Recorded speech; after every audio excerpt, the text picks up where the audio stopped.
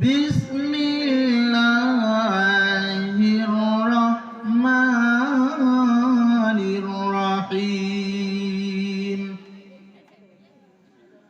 ومن أحسن قولا ممن دعا إلى الله وعمل صالحا وقال إنني من المسلمين.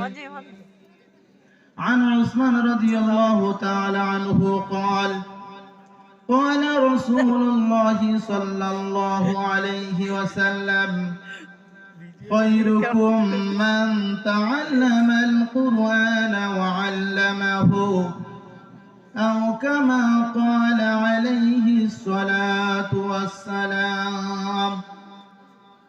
وقال تعالى إن الله وملائكته يصلون على النبي يا أيها الذين آمنوا صلوا عليه وسلموا تسليما.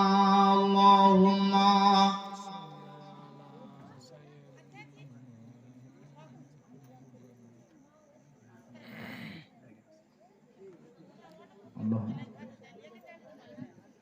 محترم جناب सदर हजरत उलामाए केराम सम्मानित सुधी मंडली दिनदार ईमानदार बापेरा ओ भाईरा पर्दार आड़ाले मा ओ बोनेरा दूरे अदूरे आगुन्तुक अनागत श्रोताबृंद सकलके श्रेणीगत भावे श्रद्धा सम्मान ओ स्नेहाशीष जानिए आमरा सकले मिले सेई महान माबुद रब्बुल आलामीनेर दरबारे कालिमातुश शुकर आदाय करी जिनी आल्लाह रब्बुल आलामीन ए पृथिवीर जमीनेर श्रेष्ठ नियामत जे नियामतेर नाम हलो महाग्रंथ आल कुरआनुल कारीम।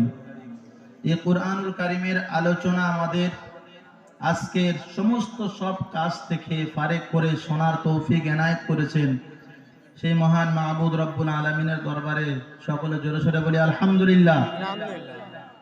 सय्यिदुल मुरसालिन रहमातुल लिल आलामीन अशराफुल आम्बिया जनाबे मोहम्मद आरबी हाबिबेर प्रति दरूद बा दोया पाठाई जे हाबिबेर उपरे महाग्रंथ आल कुरआनुल कारीम धाराबाहिक भावे अवतीर्ण हयेछे नाजिल हयेछे अर्थात आल्लाह रब्बुल आलामीन ए पृथिवीर जमीने যত ধর্মগ্রন্থ নবীদের কাছে পাঠিয়েছেন মানুষেরা ধর্মগ্রন্থের মধ্যে পরিবর্তন করেছেন কিন্তু একমাত্র অদ্বিতীয় কিতাব যার নাম হলো মহাগ্রন্থ আল কুরআনুল কারীম 1500 বছর পূর্বে মুক্কাতুল মুকাররমায় আল্লাহ রাব্বুল আলামিন অবতীর্ণ করেছেন নাজিল করেছেন আজও পর্যন্ত যার মধ্যে কোনো জাবার জের পেশ নুক্তা একটাও পরিবর্তন করতে পারেনি কিয়ামত পর্যন্ত পারবে না।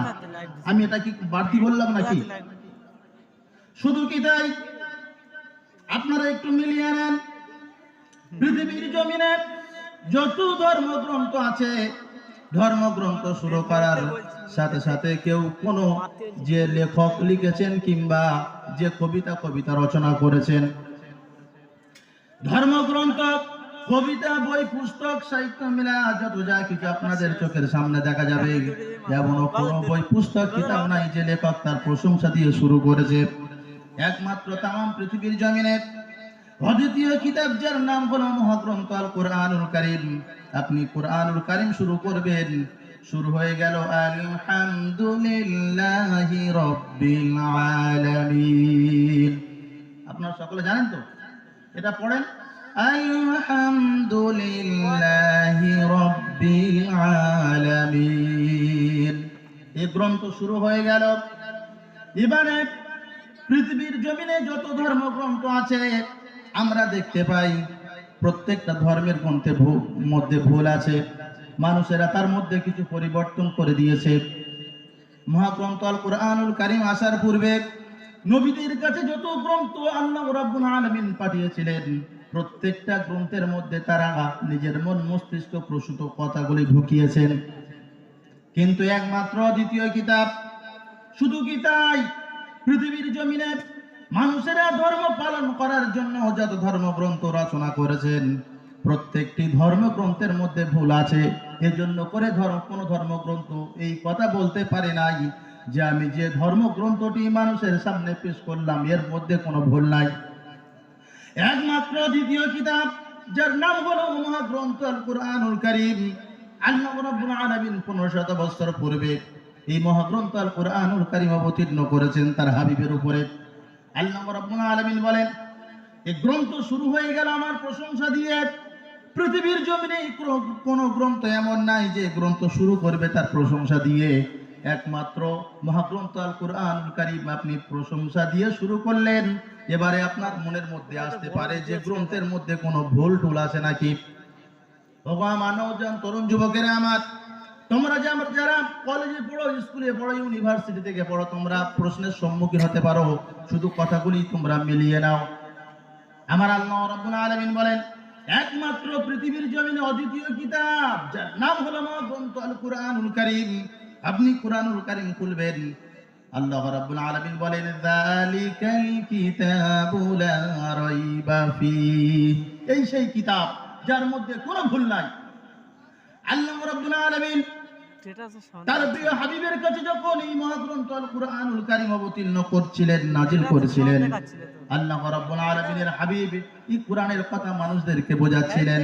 আল্লাহ রাব্বুল আলামিন যত কথা কুরআনুল কারীমের মধ্যে অবতীর্ণ করেছেন, পাঠিয়েছেন, তিনটে দিক ছিল।